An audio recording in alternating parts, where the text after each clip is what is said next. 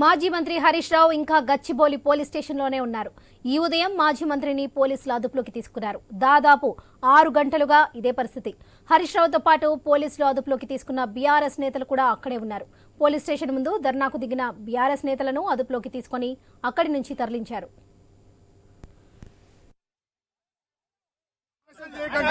ఇంతకంటే ఎక్కువ కానిస్టేబుల్ నేను బెదిరిస్తున్నాను.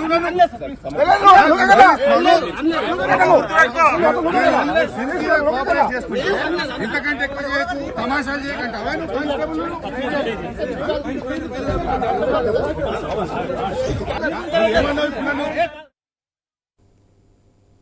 మాజీ మంత్రి హరీష్ రావు ఇంకా గచ్చిబౌలి పోలీస్ స్టేషన్లోనే ఉన్నారు.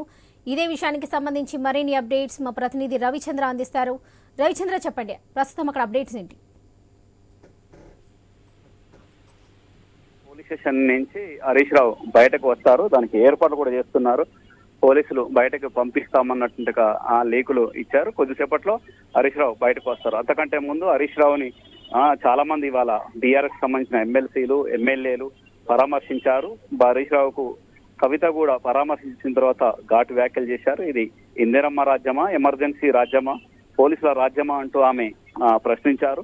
ఇలాంటి అరెస్టు సరైంది కాదు, ఎమ్మెల్యేలను అరెస్ట్ చేయడం సరైంది కాదు. ఏ కారణం చూపించి అరెస్టు చేస్తున్నారో జనాలకు అర్థం కావట్లేదు. మీ పాలన విరక్తి పుట్టే విధంగా ఉంది. అంతేకాకుండా జనం తిరగబడే రోజులు కూడా వస్తాయంటూ ఎమ్మెల్సీ కవిత ఘాటు వ్యాఖ్యలు చేశారు. ఆ తర్వాత వచ్చిన దేశపతి శ్రీనివాస్ కావచ్చు, దాంతో పాటు మాజీ మంత్రి తలసాని శ్రీనివాస్ యాదవ్ కావచ్చు, చాలా మంది నేతలు ఉదయం నుంచి ఇప్పటి వరకు ఎమ్మెల్సీలు, ఎమ్మెల్యేలు కలిశారు. హరీష్ రావును కలిసేసి సంఘీభావం చెప్పారు.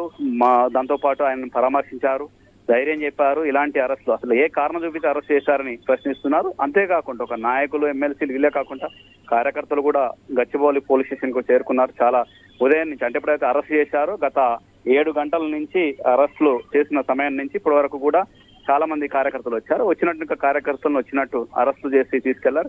3 సార్లు వ్యాన్లలో తరలించిన పరిస్థితి ఉంది. ఈ విధంగా ఉదయం నుంచి మధ్యాహ్నం నుంచి ఈ విధంగా కొనసాగుతుంది. అట్లా అరెస్టు కొనసాగుతుంది. వచ్చినట్టు నేతలకు కూడా, అంతేకాకుండా రసమయ్య బాలకృష్ణ వచ్చిండు, ఆర్ఎస్ ప్రవీణ్ కుమార్ వచ్చారు. వచ్చినప్పుడు వాళ్ళని కూడా కొన్ని సందర్భాలు ఆపినట్లు సందర్భాలు కూడా ఉన్నాయి. ఒక్కొక్కరిని మాత్రం అనుమతిస్తామని కొద్దిసేపు, ఆ తర్వాత ప్రోటోకాల్ ఉన్నట్టు వాళ్ళని మాత్రమే అనుమతిస్తామంటూ కూడా పోలీసులు వారించారు.